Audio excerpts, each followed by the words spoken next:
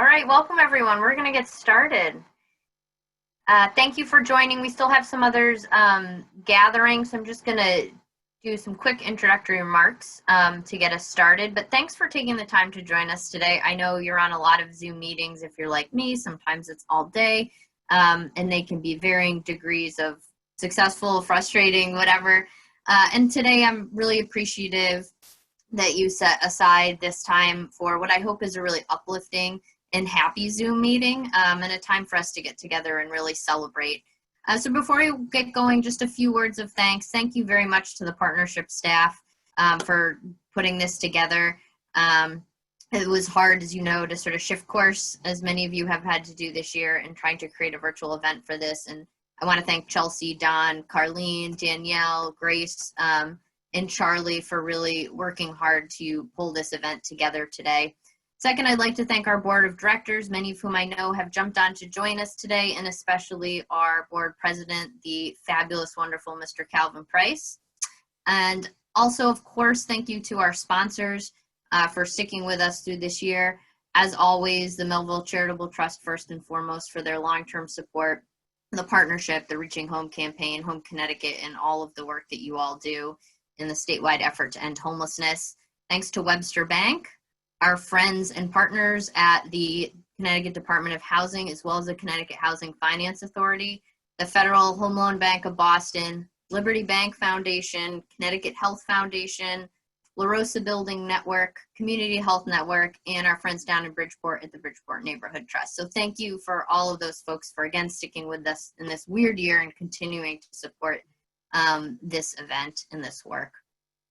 So it seems cliche at this point to say 2020, what a year. It's so bad. It's been really rough. And obviously this isn't how we plan to host this event, and it seems cliche to say that now too.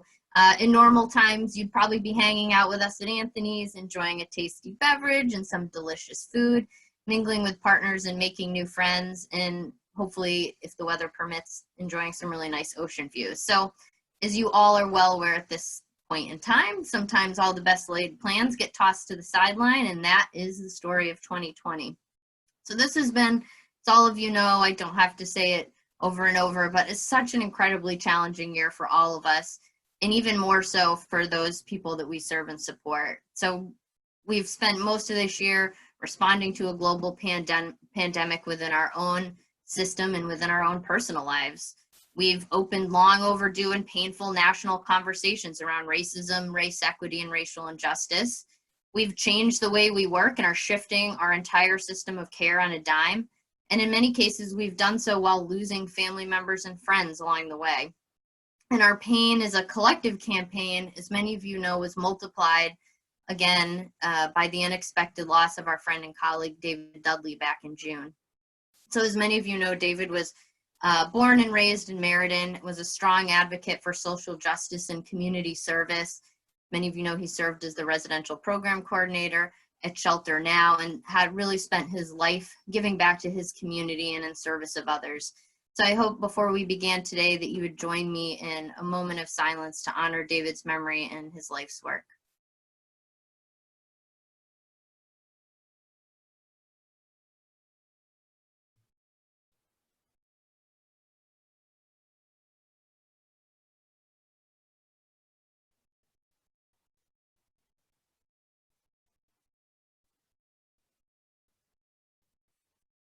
Thank you so much. So in spite of all the difficulties, challenges, and pain that we faced this year, and all of that we've worked through, or perhaps because of them, great positive change and transformation is underway. And it's often amongst the darkest challenges and the biggest hurdles that new growth and transformation occur. And I hope you'll agree that we're beginning to see the results of some of those transformations now. And I hope we'll continue to work on those changes and transformations in the years and decades to come, and that ultimately we'll look back on 2020 as, yes, a really hard year, but also as a point in time when we saw some really bright new beginnings, and when we started to see some really positive changes in work that actually ended up moving us closer to ending homelessness. So during all of the hurdles that you have all encountered over this past year, you've supported one another and watched in awe and amazement at your clients and frontline workers, case managers and volunteers, and so many others who've stepped up to literally change entire systems of care while putting others, often strangers, ahead of their own fears and needs. As a campaign and as partners across the state, new resources, we've created entire new programs. We've forged powerful new friendships and partnerships with partners that will last with our work moving forward. And thanks to our cans, we've pushed ourselves to house even more people more quickly than we've ever thought possible. We also got super creative. We identified new resources and programs arm in arm with the state partners for things like telehealth and prevention. We've continued and in some cases begun new work in evaluating the role racial injustice plays within our system and in the outcomes and lives of those that we work with and serve. We focused on raising up voices of color even more and embedding those with lived experience into all aspects of our work.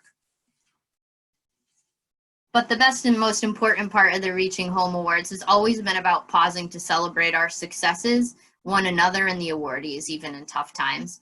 And so amidst this incredible pain, growth, and transformation, it's so important, I feel, to pause and share love and grace with one another, give ourselves a moment to breathe and appreciate and pause and reflect on all of the work that's been done and all of the tremendous accomplishments and all of the human beings who've been helped throughout the course of the past year. So thanks for joining us. Thanks for your incredible work day in and day out, even when you're exhausted or in some cases have been fearful. Thank you so much for inspiring those around you. Thank you for inspiring them to keep going, keep working, and to keep innovating. Thank you for inspiring us to do the same. And thank you for your work in supporting and investing in the statewide Reaching Home campaign at a time when it was often hardest to feel like you had the time to do so, but at a time when it couldn't have been more important to do so.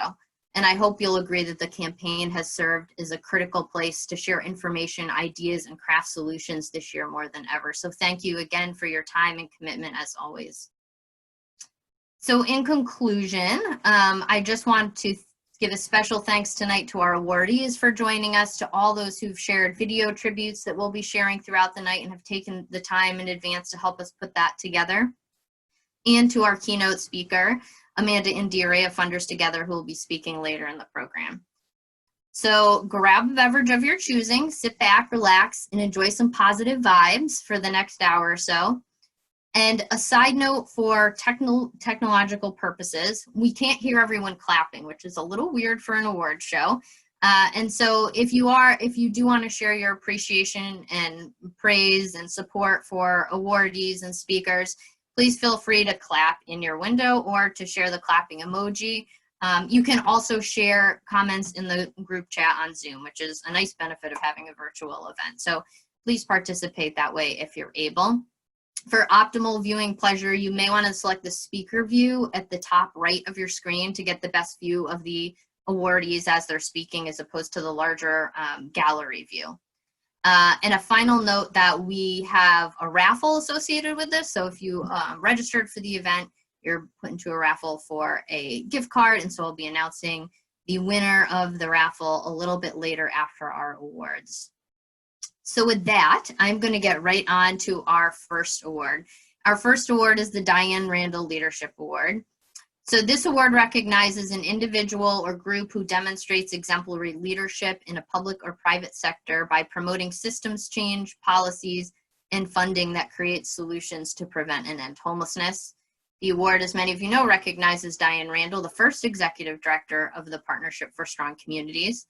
Under Diane's leadership, the partnership advocated for more than $400 million of funding from the Connecticut General Assembly for supportive and affordable housing, launched the Reaching Home campaign, and served as a leading voice for housing opportunity, homelessness, and the creation of vibrant communities. So this year's awardee, we are so excited to announce, if you haven't already seen it, is the wonderful Mr. Dan Shetler. And here via video to congratulate Dan are Lauren Zimmerman with Supportive Housing Works and Beau Anderson of the Department of Housing.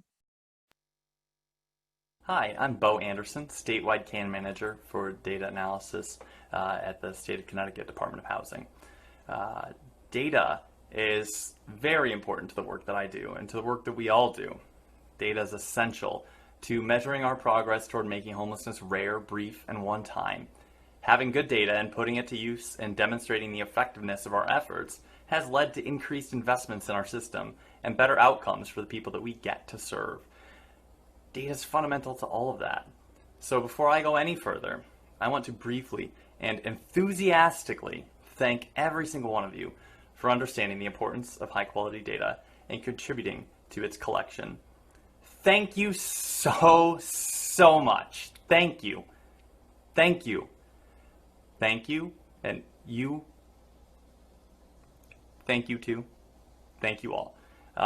Because of you, our system can learn, grow, improve, and lead with data, which is what brings me to Dan Shetler, who I enthusiastically nominated for the Diane Randall Leadership Award. Dan is currently the manager of quality assurance at Connecticut Mental Health Center, where his data leadership continues. But in his previous role at Columbus House, Dan created project performance dashboards that offer unprecedented data transparency and insight. These dashboards all live online at www.ctcandata.org and are truly a sight to behold. Really. You should go check them out. Go check them out. I don't know, check another window. www.ctcandata.org. Got the browser open? ctcandata.org. I'll wait.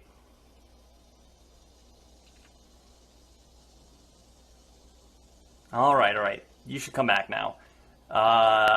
It's a lot, right? I know you want to get back to those dashboards because they hold the answers to almost every data question that you have. I know because some of the other data questions that you have come to me. So I'm going to wrap this up. Those dashboards, those amazing dashboards, wouldn't exist without Dan's expertise in data science or his commitment to ending homelessness or his core belief that data matters, or most of all, his leadership. So in our system, where data is fundamental, data leadership is invaluable. That is why I was so eager to nominate Dan for this award, and why I'm so delighted that he was selected to receive it this year. Thank you, Dan, and congratulations. Good evening. My name is Lauren Zimmerman from Supportive Housing Works, and I'm so glad to be virtually with you all tonight and share in the celebration of this year's awardees. So the Partnership for Strong Communities reached out to me to ask if I would say a few words about Dan Shetler, and I'm not going to lie, I was a little nervous about my ability to articulate the nuanced, subtle, yet powerful leadership that Dan demonstrates and the impact it's had on the work to prevent homelessness here in Connecticut and nationwide. Because for those of you who haven't worked with Dan, it's truly remarkable. I first met Dan when we joined forces on the CT Data Dashboard project and partnered up with many of you to create a series of dashboards that would make it easier for our frontline staff, management, leadership, funders, and key stakeholders to use timely data to make data-informed, data-driven decisions. His ability to navigate multiple stakeholder priorities, my neuroses regarding color palettes, engender a culture that was inclusive of all feedback and produce something as beautiful and functional and as sustainable as he did will continue to impact our service delivery system's ability to fine-tune, adjust, and increase its performance over time. His leadership in rethinking how we make data available, how we use it to inform programming, systems change, partnership building, and community engagement, and how it's integrated into all that we do is the kind of sustainable, impactful change that only true leaders can envision, navigate, and execute. So many people come and go in our field, but Dan has made a true impact on the work we collectively do and the trajectory of our field's use of data. I'll forever be grateful for his contribution, as I can't imagine anything more impactful as delivering us the capacity to define our shared goals, track our progress over time, and adjust accordingly to ensure we're truly ending homelessness in our communities. And he does it with such inclusivity, humility, creativity, and kindness. I'm proud to call him a colleague, a leader, a friend, and I'm so proud to present the Diane Randall Leadership Award to him this evening. Wish I could be with you to honor you in person, Dan. Congratulations. Thank you so much, Lauren and Beau. That was really wonderful. I don't think I could have said it better than Lauren. There are few contributions, I think, to the work of this state that are as important as the data dashboard and the data system that we have in place that Dan is so responsible for. It's a huge, it gives us a head and shoulders advantage in really tackling this problem. And it's something that I know we use every day in our work. So thank you so much, Dan. And we'd love to invite Dan now to say a few words. Thank you so much, Kylie, Beau, and Lauren, for your very, very kind words. But you know, Lauren, these dashboards are just as much your baby as they are mine. So you deserve just as much credit. And beyond that, Beau and I create data products, but you, more than anyone else in the state, in my humble opinion at least, have actually used the data to bring about real change. So kudos to you as well. And I think you should be up here getting this with me as well. In any case, I'm honored and humbled to be nominated for the Diane Randall Leadership Award. I'm grateful for all the support I've experienced from so many of you over the years. I need to especially thank Allison Cunningham for giving me the freedom to play around with data. I thought since I'm getting this award for my part in pushing for data transparency and accessibility, that it would be fun to read part of a data manifesto I wrote way back in early 2018, which seems like a lifetime ago. Many of you have read this or at least seen a version somewhere. Here it goes. First and foremost, data collected from clients remain the property of those clients. Protecting their private data and using it to better serve them are our highest priorities. Organizations that collect data, like Columbus House and other service providers, not only have the right to access all the data they collect in a timely manner, but an obligation to use these data to evaluate their programs and better serve their clients. Umbrella organizations, like the Partnership and United Way of Greater New Haven and others, have a right to access aggregate data in a timely manner in order to help us end homelessness. And it goes on from there. I read this not because I think we have accomplished the goal of getting data to everyone who needs it, but rather that there is so much more that needs to be done. I know many of you, including Lauren, Beau, Alicia Woodsby, Kelly Fitzgerald, Linda Casey, and so many others continue to push for greater data access and usability. I'm happy to hear that my Tableau dashboards played some small role in that. But access is really just the first step. Dashboards are great, and I'm glad that Connecticut now has beautiful, useful, and intuitive dashboards, see behind me, to visualize homeless service data. But now is not the time to rest on our laurels. In terms of data analytics, the nonprofit world is a decade or more behind. Predictive analytics, machine learning, and artificial intelligence are not things of the future. They are things every one of us interacts with on a daily basis. They aren't prohibitively expensive either. The best machine learning algorithms are actually open source and free. We just need to know what the possibilities even are and have the desire to do more with data than fill out mandated funder reports. For example, we know that around half the people who enter an emergency shelter self-resolve within 2 weeks, and we never see them again. This is good and exactly what shelters are designed for. Unfortunately, the rest spend much longer in the shelter, and some sadly bounce around the shelter system for decades, costing taxpayers tens of thousands of dollars and suffering immense trauma along the way. Wouldn't it be great if we could use machine learning to harness the data of everyone who had previously gone through the system to predict who was likely to bounce around the system for decades and get them housed today? This would more efficiently allocate scarce resources and reduce incredible suffering. Google uses machine learning to predict if I'm likely to buy this product or that product so they can serve me an ad. We can use the same machine learning algorithms to harness the power of all the data we are collecting on our clients to help predict which clients are at risk of suicide and get them help before it's too late. Netflix uses artificial intelligence to predict what show will keep me glued to the screen. Executives make billions of dollars, and I just get confused at why it's 2 a.m. and I'm still watching Netflix. This stuff is powerful. We can use these same artificial intelligence algorithms to learn from data on the experience of thousands and thousands of clients in order to have HMIS suggest in real time what program might be the most appropriate for a client, not just the one that the case manager knows about, but the one in which the client is statistically most likely to succeed. making that person's experience of homelessness rare, brief, and one time. If we do go down this road, we certainly need to tune the machine learning algorithms with the input of people with lived experience and make sure that we mitigate racial bias that is inherent in the system. When for-profits embrace data, all it does is line the pockets of billionaires. We have the potential to use the vast amount of data in HMIS to put people in homes, alleviate suffering, and help support communities. I'm honored that the Tableau dashboards I built with Lauren, Jackie Janasco, and Beau have helped people see and understand their data. But there's just so much more that we can and should and have to do. So please don't be scared of data science. It doesn't have to be complicated, and it's already part of your daily existence. Please consider hiring data scientists. They can literally help save lives. Thank you. Thank you, Dan. That was amazing. Thank you for your incredible contributions to all of our work. Thank you for all of the time and energy that you've put into helping all of us do a better job at serving clients and ending homelessness. We so appreciate you.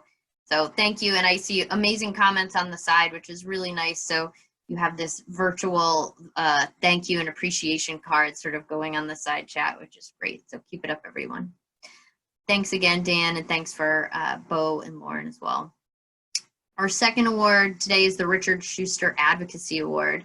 And this award recognizes a professional or volunteer who demonstrates an outstanding commitment to raising awareness about the needs of individuals and families currently in danger of experiencing homelessness, using either legislative or client-centered advocacy, either through direct work with people experiencing homelessness, managing local programs, or organizing advocacy. They've had a strong and positive impact in efforts to end homelessness. This award honors Dick Schuster for his work in advancing and advocating for supportive housing. Dick made ending homelessness his life's work for over 40 years, leading St. Luke's LifeWorks as executive director for 22 years, a founder of the Connecticut Coalition to End Homelessness and the Connecticut AIDS Resource Coalition. He was also a founding member of the Reaching Home Steering Committee, which he chaired for 3 years. And I can't think of a more deserving and appropriate awardee this year after reading those words again than Sarah Fox from the Connecticut Coalition to End Homelessness. So here via video to congratulate Sarah is the fabulous Mia Bryant from CCH, the wonderful Lisa Tepper-Bates from the Office of the Governor, and some other friends from the Connecticut Coalition to End Homelessness. Hi, my name is Tashmia Bryant, or Mia, from the Connecticut Coalition to End Homelessness, and I am proud to nominate Sarah Fox for the Reverend Robert Schuster Advocacy Award. She has demonstrated a true commitment to ending homelessness through her leadership and advocacy, bringing to the table her optimistic and collaborative spirit, essential training as a social worker, and even her own lived expertise with homelessness. Sarah Fox shows every day that ending homelessness is not just her day job, but is personal. She understands the real impact her work has on actual people within our own communities, and the importance of having those same people working within the system to tell their stories, use their lived expertise, and driving the work needed to develop and reach our goals. Sarah is a model for us all and exemplifies a true, strong advocate for ending homelessness.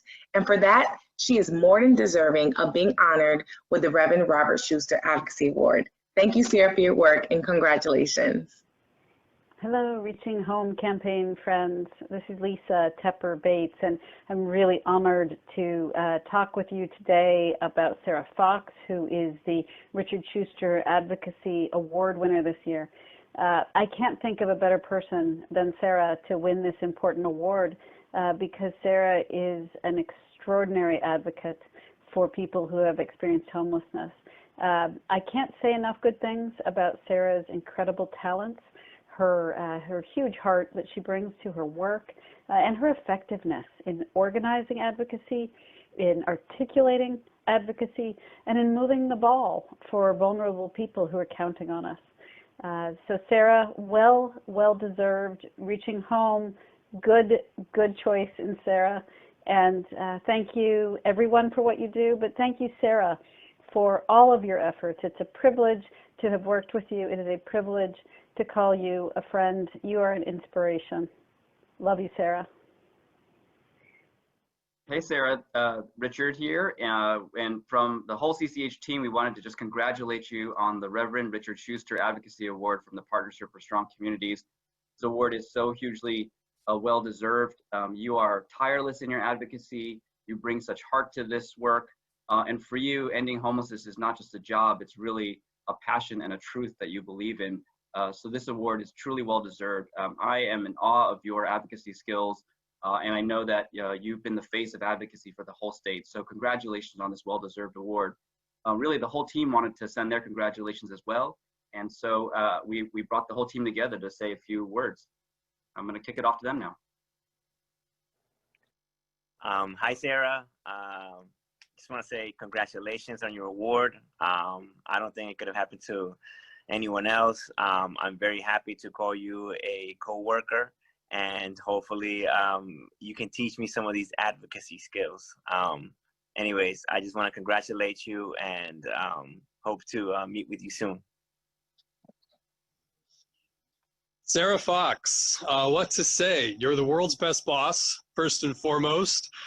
You've been a fantastic mentor to me. I'll never forget those first few months working at CCH. I would tell you about what I was working through and you would say, but David, is it ending homelessness? Right? That stuck with me. You're the most powerful advocate I know for people experiencing homelessness, and you're so effective at interacting with elected officials, members of the community. Always got a compliment or a positive remark for people you're talking to about our mission, and just really appreciate working alongside you in this field. So congratulations and very well deserved. Hi, Sarah. Congratulations on this well-deserved recognition. I get the pleasure, pre-COVID anyway, of being in the office next door to you and get to see firsthand your dedication and your passion in the work that we do to end homelessness. Congratulations. Hi, Sarah. Congratulations on your award. I see so much passion that you bring into the work, and I got to understand why after seeing your video. This is a well-deserved award, very well-deserved award, and I wish you all the best. Sarah, this award couldn't have gone to a better person. Your effervescence and your personality, as everyone is testifying here, is so perfect for the work that you do.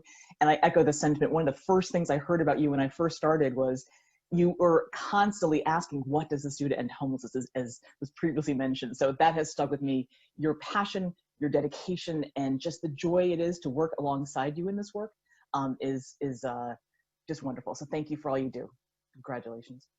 Hi, Sarah. Congratulations. It's hard to know what to add to what everybody has said, but I just can't think of a more deserving person. You are a wonderful friend, colleague, and a model for all of us. And you show that you are so committed to making sure that everybody's thinking together and working together and getting in sync to fulfill this mission that we all share of ending homelessness. So thank you for all that you do, and congratulations. Sarah, yeah, I mean, I agree. It's hard to add any more superlatives, but I can honestly say I think that I don't think I've ever heard someone speak so passionately and honestly about ending homelessness or really anything. You know, I just think we're incredibly fortunate to have such a force for advocacy here in our state and in Connecticut, and you know the work you do. So congratulations, right? This is so well deserved, and thank you for that work. Great, Sarah. So you heard it from all of us. There are a few that couldn't join today, but I know all of us at CCH are just thrilled to have you here, and thank you so much for all your leadership on behalf of everyone who experiences homelessness in our state. Thanks. Congratulations.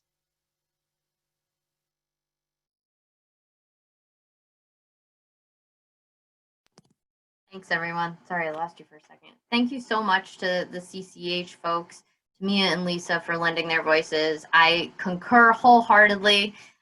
Sarah, it's been such a pleasure to work with you the last couple of years. It's been so much fun. I really enjoy working with you, and you inspire me. I know you inspire all of us at the partnership every day with your passion. So thank you so much for being such a valuable collaborative partner. We really, really appreciate working with you. So with that, Sarah, please, we welcome you to share a few words with us. Wow. almost speechless. um, you know, I have been sort of thinking hard about what to say today. And I often think back to when I first started and what it meant to start at CCEH and work before we had cans, and how that looked, and to see the transformation, and then to also look through all the attendees today. You know, we are ending homelessness, and together throughout the past 10 years that I've been working with many of you, we've made such substantial and sea changes in the work that we do. And it's been such an honor to be a partner, and I'm so proud. You know, I speak a lot about my experience of homelessness, and to be honored in this way, it means a lot. And, you know, I'm an emotional person, so you'll have to just bear with me. Also sleep deprived as a new mother, but it means a lot for even my family history for me to win an award like this, because when you grow up homeless and in poverty and you deal with those things, and you know, and waking up homeless as a child, or even having your mother experience homelessness, these are things that shake your world and make it hard to be the person that you can be. And through this work, I've had the great honor to work with people who have inspired me and challenged me and encouraged me, and those are every single one of you that I see on this screen, to be better, to do better, and who have also had great patience with me and have listened and been great colleagues. So I feel so fortunate to get to do the work that I do, this job and being in this role, and just the thought and notion that the work that I have done at CCHN with all of you has helped to get people housed, to provide stability and to provide a home is probably one of the best things that I have ever done or will ever done in my lifetime. You know, I have a lot to do still, but you know, but I know that how much I value all of you and this experience and what it means for me and my family to be able to do the work that we do. So I'm very grateful, I'm honored, and I see this as a moment of change. Responding to COVID has been a huge change in the way that we do business. I miss seeing so many of you at meetings and not in Zoom. But I also think about all the advocacy opportunities that it presents, because being homeless in the time of COVID, and being a child in the time of COVID, and a mom and a person living with a mental health issue or a substance abuse issue is so challenging. And for those individuals, I mean, we really have to step up and, you know, make our voice heard at the Capitol, to speak out about the injustices that are occurring, and to ensure that legislators clearly understand the importance in investing in our work to end homelessness, and to make all of the resources available for people, whether and so I just want to really encourage all of you to, you know, get involved, go out and vote, help clients get out and vote. These are all things we need to be thinking about. Submit public comment on equal access. You know, legislators are out there. I often say they're out having coffee. They're probably not having coffee today, but they do respond to emails. And so we have many opportunities to get involved, engage, and to make a difference. And so, you know, I just encourage everyone to do so. And I'm just really thankful and honored to have received this award. Thank you, Sarah. And of course, Sarah Fox would use her award recognition speech to issue a call to action and let us know how we can advocate better and encourage us to go out to vote. Sarah, you're wonderful. We can't wait to give you a hug in person soon, and also to give your little baby Caleb a squeeze. So thank you so much for spending the time to join us today, and thank you for everything that you do. We're going to move on to our third award. Our third award is the Carol Walter Housing Tenant Award.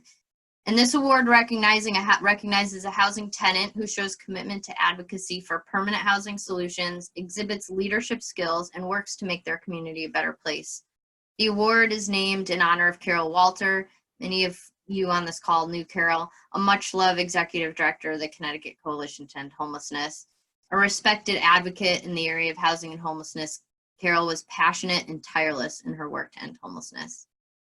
This year's awardee is Ronald Buxton from Veterans Inc. in New Britain. And here via video to congratulate Ronald is Alicia Woodsby with the partnership. Good afternoon, everyone. It's Alicia Woodsby from the Partnership for Strong Communities. I have the honor and privilege today of presenting the Carol Walter Housing Tenant Award to Ronald Buxton. This award recognizes housing tenants who show commitment to advocacy for permanent housing solutions, exhibit exemplary leadership skills, and actively work to make their community a better place. Ronald Buxton experienced homelessness for 13 years. He was sleeping on the streets, under bridges, and doubling up with others. At South Park Inn, under the guidance of Janet Akito, he was connected with Veteran Affairs and received a HUD-VASH voucher.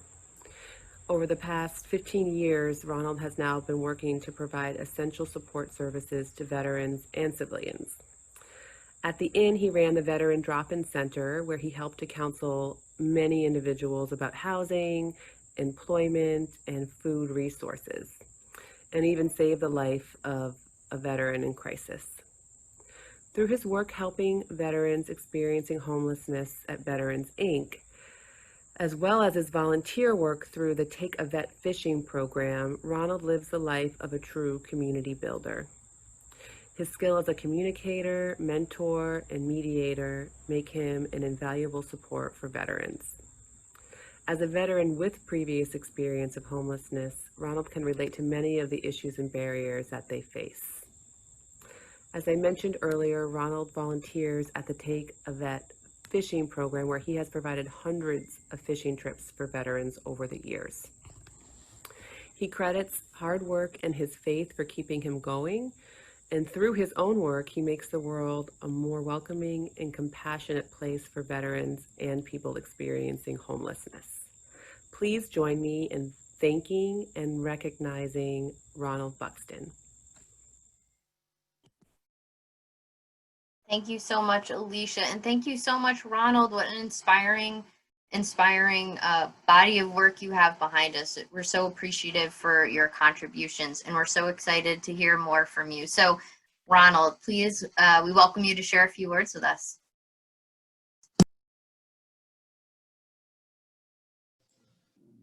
Okay. I'm all set. All right, thank you. Good. All right, thank you. First of all, I want to thank God for allowing me to walk in the path that He's had laid for me.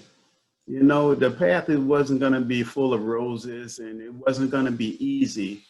When I got out the military after 18 years, I got out because of my prostate cancer. I was homeless for 13 years.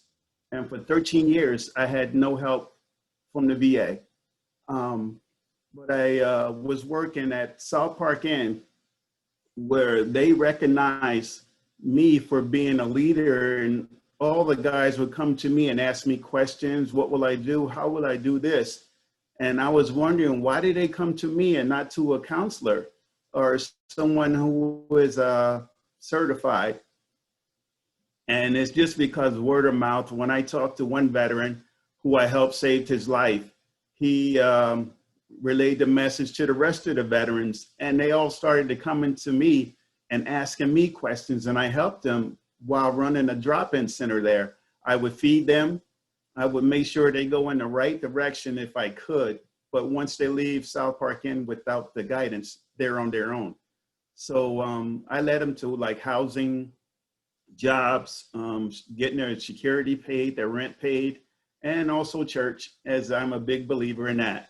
So since then, I have been doing pretty well, and I just was surprised that when I put in an application for Veterans Inc., that I was picked out of all the guys that were there. And my boss here, Enid, but not the big boss, Dan, that's my big boss here next to me.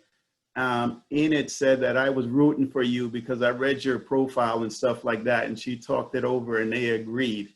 That's what she said. So they hired me, and I am now the Veterans Coordinator. What I do here, I help the guys, whatever I can help them with. I do the inspections, I do the drug tests, and I do urine tests. And I also inspect their rooms. I do the hygiene. I check their hygienes and everything. And I talk to them one-on-one without going to over their heads. So once I talked to them, they really said, Ron, we like you. If you were ever leave, we're gonna leave too.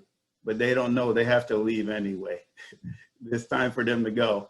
But I've been doing a lot in the community too. I used to work with Journey Homes also. I used to work with them, and I went to a lot of colleges and stuff like that with them. And what I do now is just do my coordination job. And I thank God for everything that he does. And I thank all you sponsors there who sponsor me, the awardees, and everyone else who I've forgotten. But I'd like to thank everyone for all the things they do for us. And I could thank God for everything again. Thank you. Thank you so much, Ronald. I can say that I am very much not surprised that you were selected for your job, although you might be surprised. What an incredible story, what incredible strength, and what incredible leadership you've shown. The guys you work with are really, really lucky to have you, and Veterans Inc. is so lucky to have you. Thank you for everything you do. All the comments people are writing, everyone keeps saying what an inspiration you are, and you really are. Thank you so much for being with us. Keep up the great work, and we look forward to keeping in touch with you. Thanks so much, Ronald. All right, and now on to our final award. We are headed to the Barbara Geller Lifetime Achievement Award. This award recognizes an individual who's worked tirelessly through their lifetime or career to help people experiencing homelessness to find housing and support, reconnect with family and friends, and reach their full potential. This award goes to a person who stands above the crowd over decades of truly extraordinary work toward ending and preventing homelessness in Connecticut. The Barbara Geller Career Achievement Award was first given in 2015 to Barbara to honor her for her longstanding commitment, passion, and accomplishments in providing supportive housing for those experiencing chronic homelessness. Recipients of the award will embody the spirit that made Barbara an unforgettable friend and colleague. Her leadership, guidance, and inspiration, all unfailingly delivered with grace, good humor, and respect for everyone. Awardee names will be added to the commemorative plaque housed at Geller Commons in Hamden, an affordable and supportive housing development named in Barbara's honor. And I can't think of anyone who embodies grace, good humor, respect for everyone, and true leadership and guidance more than this year's awardee, Mr. Rick Porth. So with that, I will turn it over to Beau Anderson and Mike Hanley with the partnership via video to share some words of congratulations with Rick. Hi again, it's Beau Anderson, Statewide CAM Manager for Data Analysis at the State of Connecticut Department of Housing. This is such a privilege. There are so many things I wish I were able to do in person right now, and this is right near the top of the list. Mostly because it requires me to step out of my comfort zone just a bit, and I think it's always easier to step outside your comfort zone when there's someone in the room who you know is rooting for you. Someone like Rick Porth. I used to work with Rick. Technically, I used to work for Rick at United Way of Connecticut, but it always felt like I was working with him. For those of you who don't know who Rick is, maybe you clicked on the wrong link today, or maybe you're new, in which case, welcome. Rick Porth is the outgoing president and CEO at United Way of Connecticut, which is home to the first statewide 211 system in the country. In my biased opinion, it's also home to the best statewide 211 system in the country. Rick is also this year's recipient of the Barbara Geller Lifetime Achievement Award, which recognizes an individual who has worked tirelessly throughout their lifetime or career to help people experiencing homelessness to find housing and support, reconnect with family and friends, and reach their full potential. That is a heck of a bar to clear for an award, and I know that Rick is worthy of this honor. I would go on and on about Rick's accomplishments and all the many ways that his efforts, leadership, and commitment have moved us forward in our shared work to make homelessness rare, brief, and one time. But I promise to keep this short. I also want to do what Rick would do, which is to take the spotlight off of Rick and shine it on others. Well, I can't actually do that right now, but I can tell you that I think shining the spotlight on others is a secret of his success. Rick shows every person he works with that their thoughts and ideas are valuable contributions, and he personally thanks them for their continued good work. He knows that it is the individual effort of each person at United Way, 211, and countless service providers, volunteers, advocates, and others throughout the state who make our homelessness response system what it is today. That each of us and every person we work with is instrumental to the success we have, the help we give, and the progress we continue to build on. Our system wouldn't be what it is without each of us. But I know, and I think we all know, that our system is more caring, more effective, and more collaborative because of Rick and his leadership at United Way of Connecticut. So now I get to thank you, Rick. Thank you for hiring me all those years ago and for bringing the Alice Project to Connecticut. Thank you for encouraging me to take this job at Department of Housing, where I continue to learn and grow and do impactful work with the second best boss I've ever had. Thank you for your continued support, feedback, mentorship, and friendship. I appreciate you, and I'm going to miss working with you, but you'll still be hearing from me, I promise. Congratulations on this award, Rick. You deserve it very much. Good afternoon. I'm Mike Hanley, consultant to the Partnership for Strong Communities. I would like to offer my congratulations to my friend Rick Porth on being selected as the recipient of this year's Barbara Geller Lifetime Achievement Award. Rick exemplifies those traits specific to this award. An individual who has worked tirelessly to help people experiencing homelessness to find housing and support, reconnect with family and friends, and reach their full potential. This award goes to a person who stands above the crowd over decades of truly extraordinary work toward ending and preventing homelessness in Connecticut. A moment about Barbara Geller, who passed away in 2015. For those of you who didn't have the opportunity to know or work with Barbara, here's a little background on her.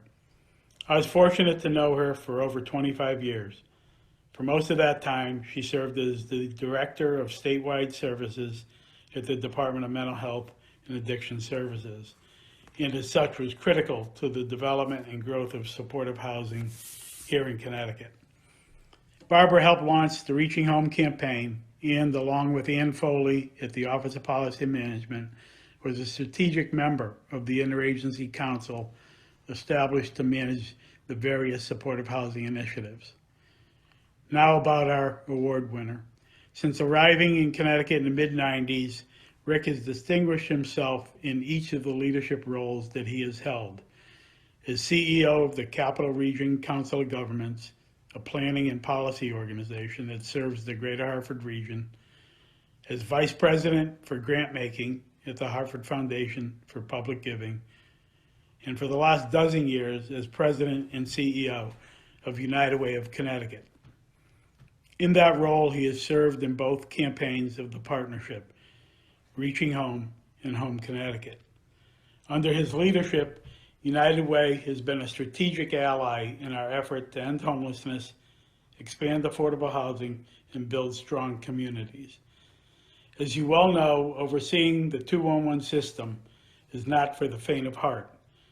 Along with a coordinated access network, it is the front door to the homeless service system. Rick and I would often chat about the financial resources needed to operate 211, mostly in light of the limited state resources available and the discretionary nature of some of those dollars. You know, I've worked at the Capitol with hundreds of clients over the years. Not many have had the calm demeanor, political understanding, and unwavering commitment to assist those in our society who need a helping hand. qualities that Rick possesses. Just maybe his New Jersey training was a good prep course for the ins and outs of Connecticut government.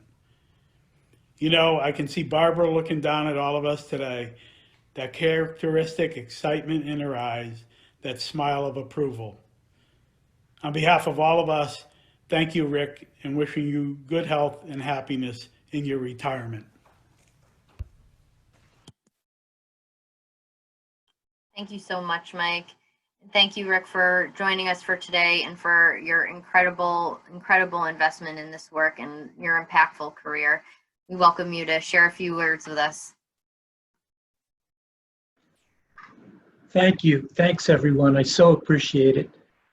Thanks to Beau and thanks to Mike as well. This means an awful lot to me. I want to also say that this recognition coming from the Partnership for Strong Communities, so many great people who are in this work together, many of you, all of us really working together on this call today. I'm grateful to everyone. Lucky for you, my comments are only a couple minutes.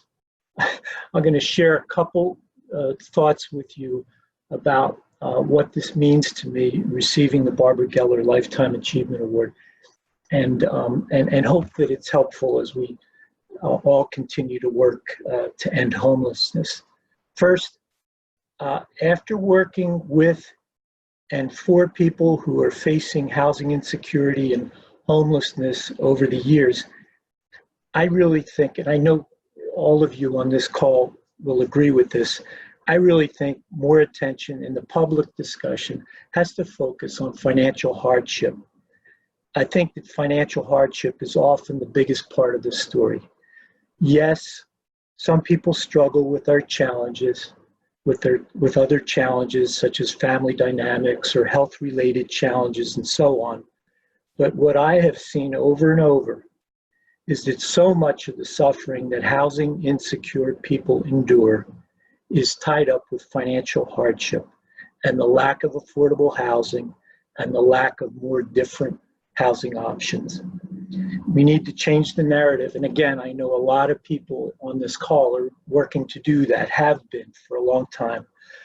But we need to change the narrative with the general public so that the average citizen will come to understand that housing security and homelessness is more of a societal failure than it is a personal problem.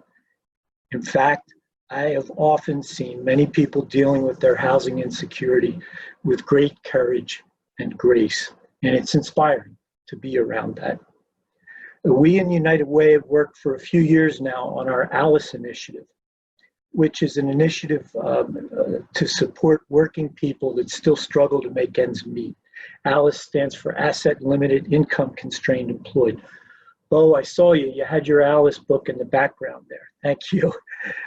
That struggle, making ends meet, is especially true when it comes to paying for housing.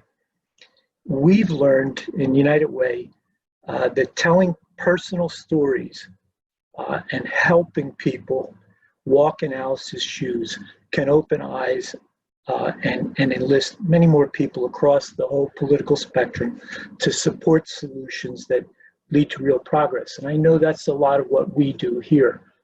And I really appreciate that. A big part of our story in Connecticut is the high cost of living, obviously, and in particular, the cost of housing. How can we turn the curve here? How can we keep moving forward to fight housing insecurity and homelessness with more proactive solutions? Again, there's a lot of people in this meeting who are working very hard on the answers to those questions. Many of you in government, nonprofits, are really trying to help all of us pursue these kinds of solutions. We got to keep it going. Now, here's my second quick thought, and I'll wrap it up. I'm going to date myself here. This is, after all, a Lifetime Achievement Award. I am a boomer. Sorry, my apologies to you younger folks. But I'm going to share a quote from Harry Chapin, who himself was paraphrasing something that Pete Seeger said to him. He said, They both gave some really good advice through their music and their writing. They both agreed that to live a fulfilling life, we need to, quote, be involved with the people with the live hearts, the live eyes, and people who are committed to something big. They also talked a lot about making it personal. We fight for the cause, we commit to something bigger than ourselves, but we always start and finish with the people that we work with and that we work for.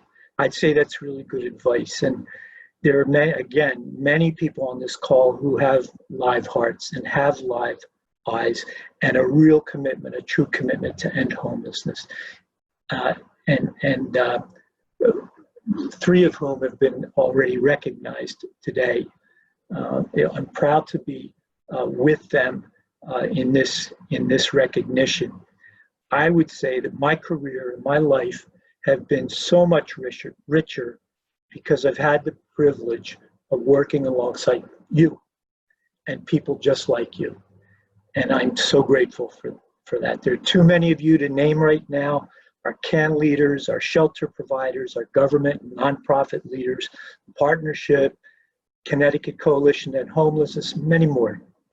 I do want to give a particular shout out though to our United Way 211 team, including Tanya Barrett and Wendy Caruso and Laura Robideau, who've done such great work. I really accept this recognition on their behalf as well. So I'm really grateful. This means a lot to me, coming from all of you. It means a lot. And I thank you for this recognition, but especially I thank you for this experience over the years, this opportunity to serve together with such great people. It's been inspirational to work with you. Thanks, everybody. I appreciate it. Thank you so much, Rick. I think I speak for everyone when I say that you represent the best that your boomer generation has to offer. And I mean that in the best possible way.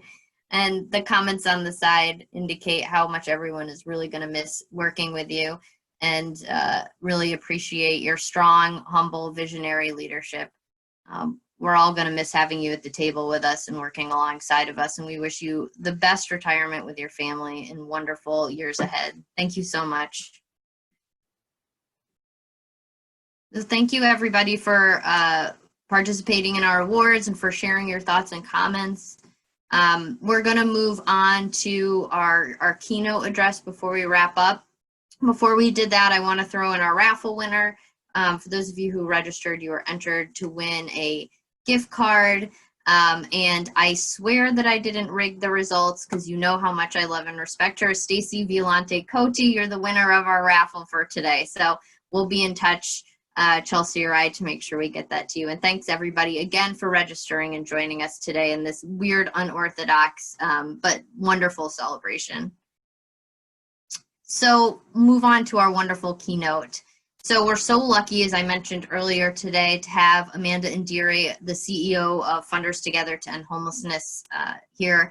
Many of you are aware of Amanda's tremendous contributions in the fight to end homelessness at the national level. And if you aren't, I'm going to share a little more about her background just so you can understand what a true rock star she is. So Amanda has spent over 15 years working in the nonprofit and public sector as a leader committed to racial and housing justice through advocacy for systemic change. Prior to joining Funders Together, she served as the CEO of Wider Opportunities for Women, another national advocacy organization. And currently she serves as the board member of the United Philanthropy Forum and Equity in the Center. Amanda is a founding member and the leadership team for the National Race Equity Working Group on Homelessness and Housing. She also serves on the Leadership Council for the DC Partnership to End Homelessness and is a former co-chair of Away Home America. Amanda is a co-conspirator in their work to end youth and young adult homelessness rooted in racial equity.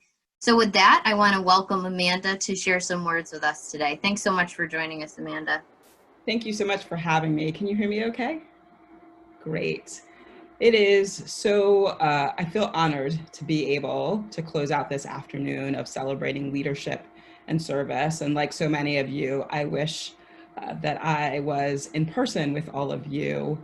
I think one of our last board meetings at Funders Together to End Homelessness that we were able to have in person was in New Haven, Connecticut at the Melville building. And I see some of my colleagues from Melville on the line. And I'm just want to say that your community is my community, because the best part of my job is being in community with all of you, doing the work on the ground and feeling the joy that comes from our collective work together and the love we all share with each other, whether we know each other or not, because we have this common goal of caring for people and ending homelessness and housing insecurity. So if you know me or have heard me talk before, or maybe you follow me on Twitter, you know I believe that no matter how hard our work, no matter how hard life is, we need to find joy. I believe joy is rooted in something deeper than fleeting happiness. It is knowing that even though things are not well, all will be well, because we have glimmers of hope. Joy comes through the shared humanity of our work, rooted in purpose bigger than ourselves. And especially in this moment of such turmoil and uprising and feeling like, where are we going as a country? I believe joy is the resistance to the oppression we face, that despite pain, we will have joy because our lives matter. But I have to be honest with you, I've not felt that joy for a while. I've not been able to utter the words of hope these last few months. The overdue awakening to racism in our country and the rightful uprising was more painful than I expected. And knowing what communities were facing as they were trying to care for people without homes and people who are housing insecure pained me even more, because I felt like we could have avoided that if we actually took care of our people in our country. None of it was new, but it cut deeper to my soul given all that was going on. And in the spirit of transparency and vulnerability, which I believe disrupts white dominant culture that tells us, especially Black women, that we have to be strong, that we have to be resilient to systems that constantly oppress us, I'm personally struggling a lot today, a lot this week. I've been for months saying 2020 is out of control. Our world has had enough. I think all of us have been saying every new month of 2020, just like come in, sit down, don't do a lot, because we can't take another big upheaval. But on Sunday for me, the person who is my shiro and who taught me about service above self had a traumatic experience. My mom had a stroke, fell, and we could not find her for what seemed like days. She is okay and in the hospital receiving some of the best care in the world, but it's a long road ahead. And I actually thought about canceling my time with you, but my mom yelled at me and would be so mad if I did.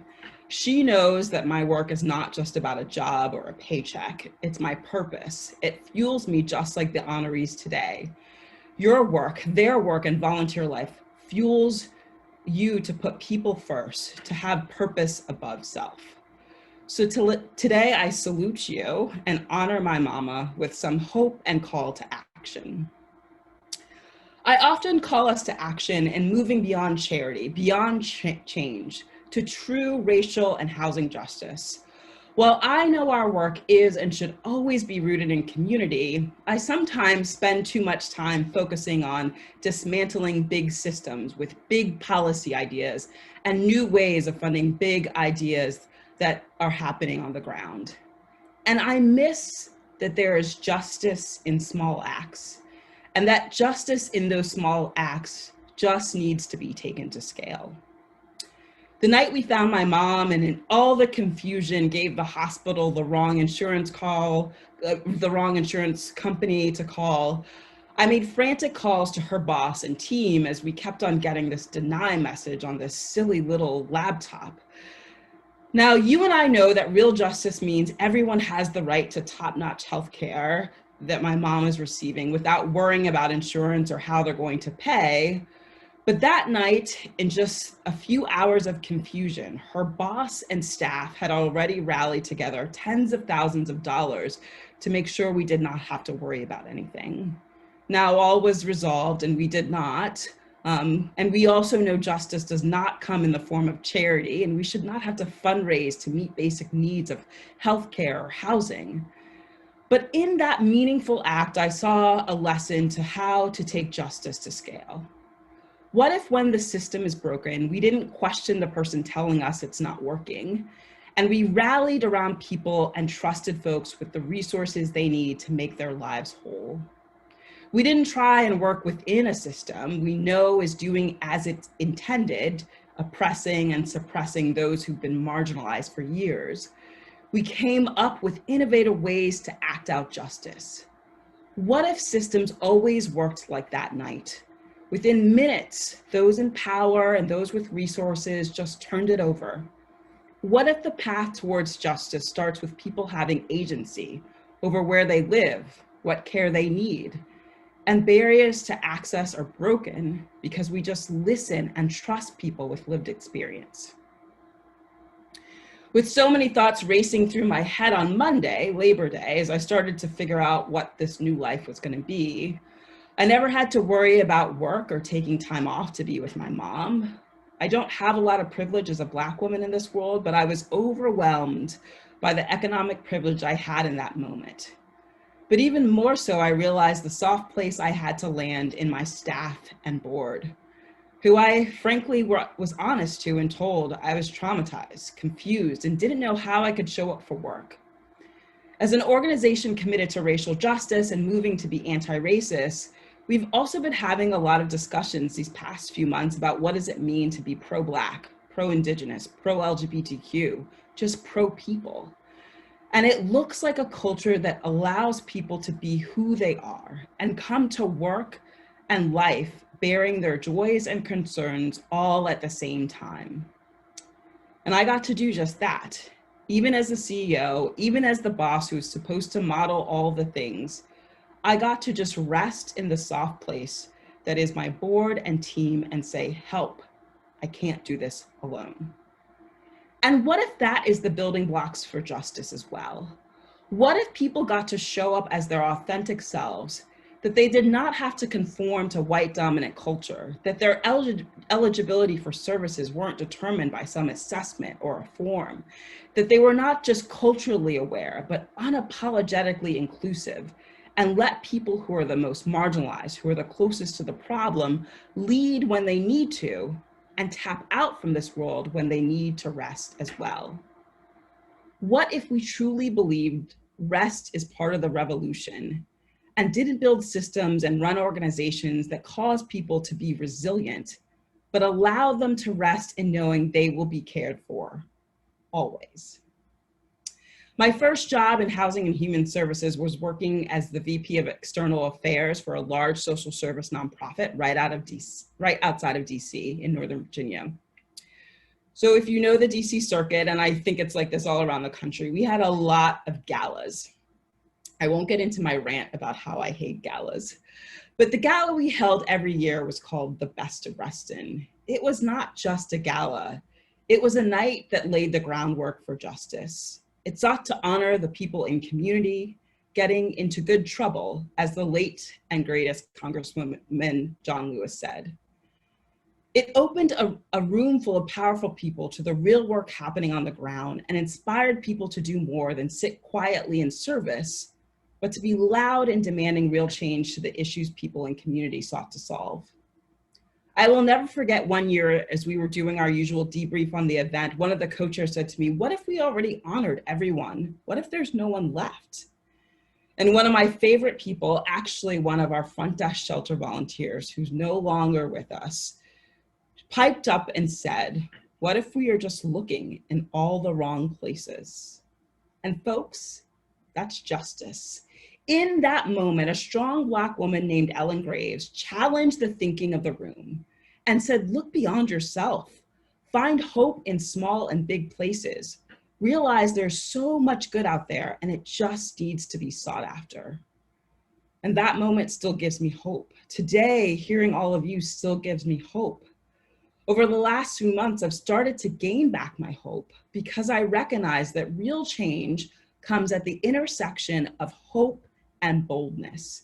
The boldness and conviction from our movement to end housing and housing insecurity, not by just tinkering around the edges, but fundamentally uprooting the oppression in our system, gives me hope. I have hope because we finally moved from implementing racial equity to pushing for racial and housing justice. I have hope because the energy on the streets is speaking louder than the people who are gatekeepers to resources and power. I have hope because we are finally hearing what communities are saying will make them feel safe. And we know we can't end homelessness until we defund and dismantle the systems designed for our oppression.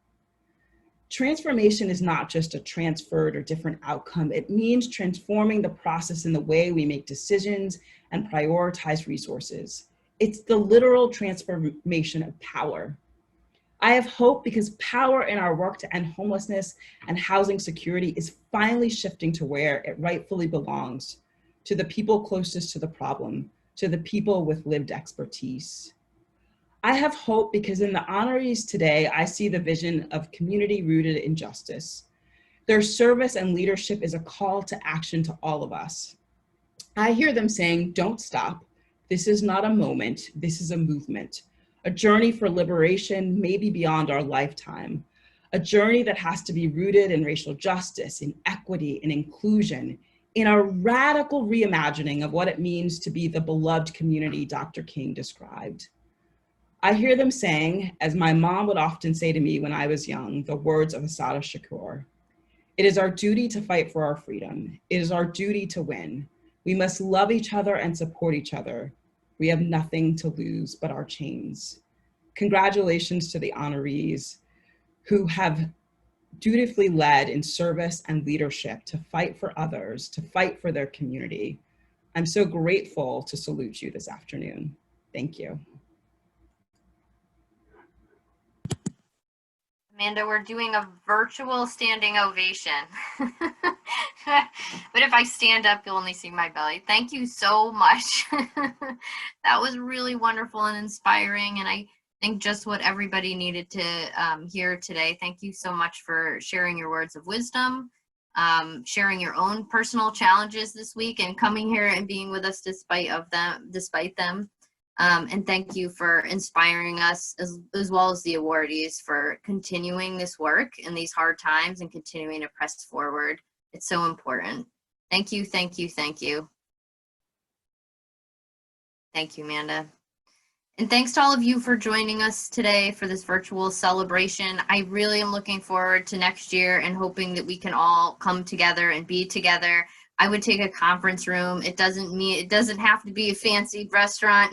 I just want to be with you all, and I know you all feel the same way. And I want to thank you again for all of the amazing work that you're doing around our state. Thank you, and please extend thanks to all those you work with and all those doing this wonderful, wonderful and important work that we know needs to happen. So there's so much more to do, but if this year has been any indication, we're all capable of moving mountains to truly accomplish, as Amanda said, bold and hopeful things.